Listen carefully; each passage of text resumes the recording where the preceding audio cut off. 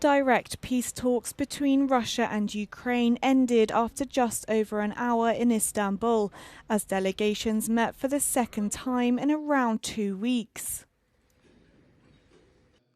Neither President Zelensky nor Putin attended the talks.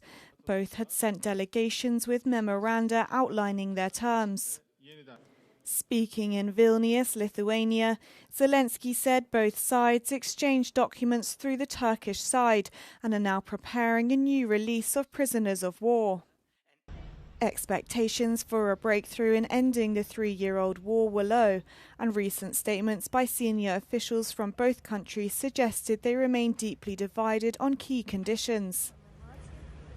President Zelensky is calling for a conclusive ceasefire, the release of prisoners and the return of abducted children, terms he insists must carry consequences for Russia if they are not met.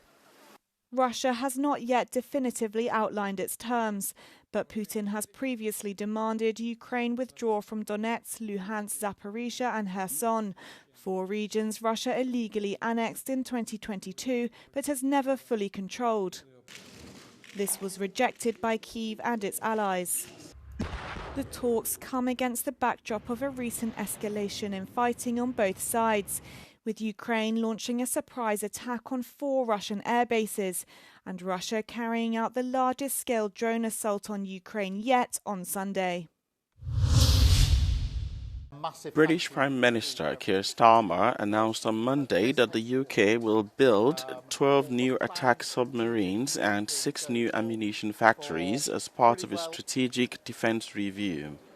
The externally led review outlined 62 recommendations which the government endorsed in full, including moving the armed forces into a state of war-fighting readiness. I can announce today that we're going to build at least 6 new munitions factories in the United Kingdom, generating over 1,000 jobs. We will build thousands of new long-range weapons in the United Kingdom to boost European deterrence, supporting around 800 more jobs. We will defend our homeland by investing in our air and missile defence to better protect these islands. We will create a hybrid Royal Navy, blending drones with warships, submarines and aircraft to patrol the North Atlantic and beyond. As part of the plan, Starmer said his government was going to invest £15 billion in a sovereign warhead programme to secure the UK's deterrent. The investment should make some way into Britain's goal, unveiled earlier this year, to boost defence spending to 2.5% of the country's GDP by 2027 and to 3% in the next Parliament. NATO defence ministers are meeting in Brussels this week, where the alliance's capability targets, essentially NATO's overall strength and readiness for war, is high on the agenda. Meanwhile, closer to the Ukrainian battlefield, a NATO exercise involving 26,000 multinational troops using all NATO forces structures in a 3-week scenario, simulating a full response from NATO to a potential invasion by Russia. Baltic soldiers recalled their recent history under Soviet occupation and what they say is the importance now of being part of NATO. We definitely were not ready to defend ourselves when the Soviet Union collapsed.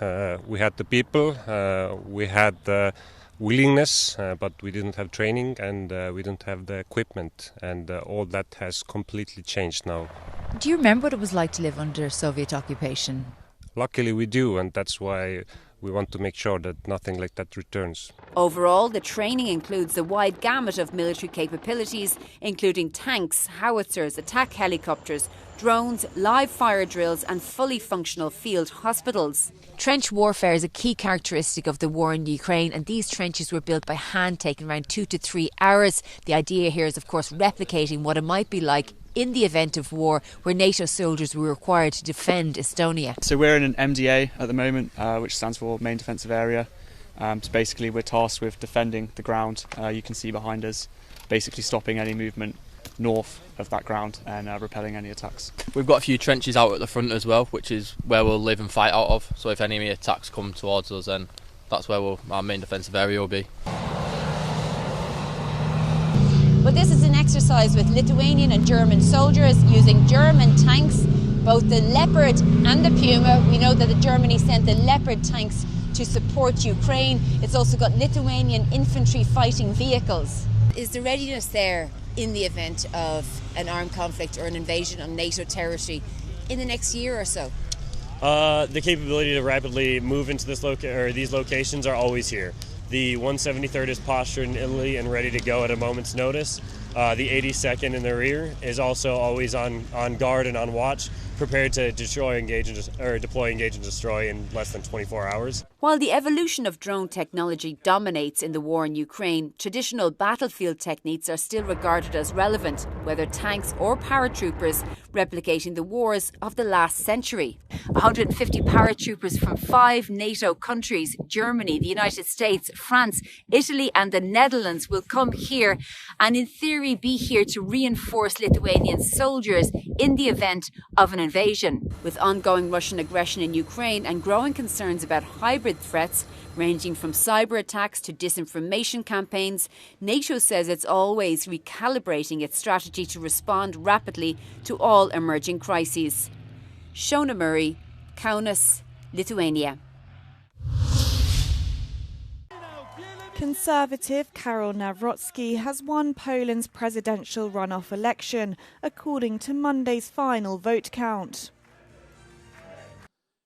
Nawrocki won 50.89% of the vote, narrowly defeating Liberal Warsaw Mayor Rafał Trzaskowski, who received 49.11%, in a tightly contested race which saw both candidates claim victory after early exit polls on Sunday night. Under Nawrocki, who is backed by US President Donald Trump, Poland is likely to move in a more nationalist direction, a vision he outlined during his speech to supporters over the weekend. Udało nam się zjednoczyć cały obóz patriotyczny w Polsce, cały obóz ludzi, którzy chcą Polski normalnej, chcą Polski bez nielegalnych migrantów, Polski bezpiecznej. Nawrocki's victory is a significant setback for the coalition government led by Donald Tusk and is likely to extend the ongoing political deadlock in Poland.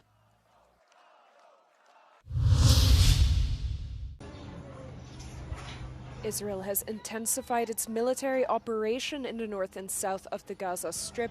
In the southern city of Khan Yunis, Israeli troops advanced towards the European hospital and demolished the medical center's rear wall, Israeli media reported. Meanwhile, the Palestinian Health Ministry said the Israeli military bombed North Gaza's only remaining dialysis center.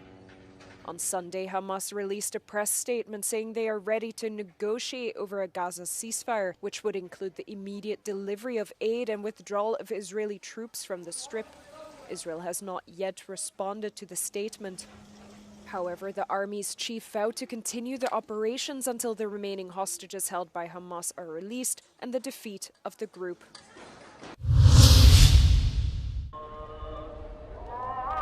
Saudi Arabia has stopped nearly 270,000 people without permits from entering Mecca during the annual Hajj pilgrimage.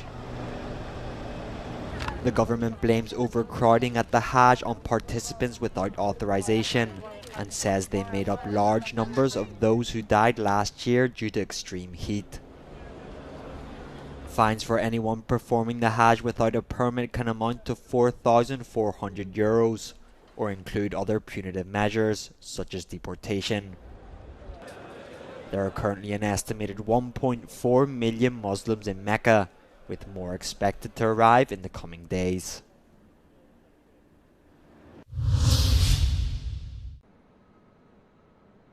A lot has changed since EU tobacco taxation rules were last updated in 2011. Novel nicotine products, including fruit-flavoured vapes and nicotine pouches, entered the market, and use skyrocketed. A revision of tax rules was proposed with an emphasis on the role of raising prices to reduce use. However, concerns over high inflation delayed this revision. Experts and EU ministers questioned the delay, stressing a review is essential. 4 teenagers out of 10 vaped in the last months. And then when we also look at the data of consumption of heated tobacco products that are also available on the market and nicotine pouches, in some regions the prevalence is very high, we see that because these products are not taxed properly in the EU, some countries are not taxing them or barely taxing, they became very accessible, and not just to adults, but to children. And that's the reason why revision of the directive is urgent now. 15 EU countries wrote to the Commission underlining that the current directive is insufficient. In response, the European Executive reiterated intentions to tackle the long-awaited directive. The current proposal substantially raises minimum excise rates for cigarettes and cigars.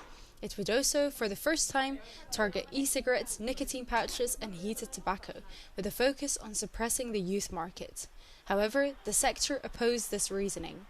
A tax will not help in this case, because a tax will make the products more attractive for black market dealers. And these kind of people and businesses don't care about protecting the minors. So we think that, or we see in the member states where we see already have a high tax in place, that it's fueling the black market, and therefore the protection of the consumers and of course of the minors is not better than in other countries. Lobby groups also argued e-cigarettes are key tools to stop smoking, but some health experts warned caution is needed, as the long-term risks of e-cigarettes are not yet clear. Meanwhile, the proposal requires unanimity, which seems a long way off. Countries like Italy, Greece and Romania, who are tobacco producers and invested in alternatives, are lobbying against it.